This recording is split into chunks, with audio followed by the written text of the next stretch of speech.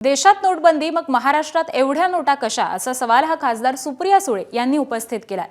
विरोधकांमागे अकारण ईडी, मग सत्ताधारी आमदारांचं काय, असं देखील सुप्रिया सुळे म्हणाल्यात। कर्जतच्या फार्म हाऊसवरती ठाकरेंचा किती पैसा आहे हे तपासा, असा प्रतिसवाल आता नितेश राणे यांनी उपस्थित केलाय।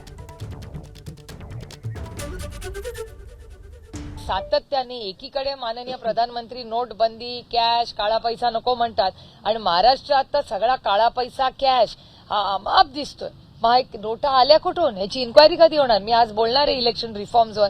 मी याची ईडी आणि सीबीआय मागणार आहे। ज्यांनी काही केलं नाही त्यांच्या मागे ईडी आणि सीबीआय, आणि त्यांना जेलमध्ये टाकतात। आणि व्हिडिओ ट्विट करणारे ठाकरे सेनेवाले, त्याला जरा सांगा त्याच्या मालकाचं कर्जतच्या फार्म हाऊसवर किती कॅश ठेवली आहे। जरा जाऊन विचार, जरा बघ ना। कॅशच्या बाबतीचा आरोप हे ठाकरे सेनेचे आमदार किंवा कार्यकर्ते करतात ना, हे सर्वात मोठं जगातलं आश्चर्य आहे।